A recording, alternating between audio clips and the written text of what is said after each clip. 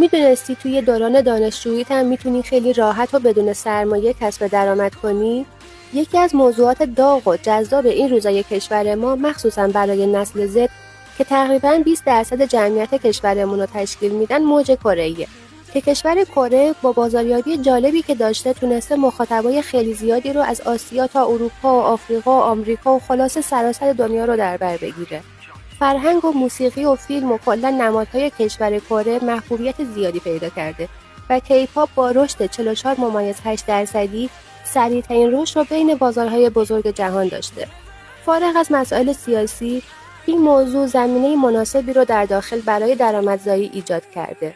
یادگیری زبان کره‌ای تبدیل به نیاز بازار مخصوصا نسل جوان شده.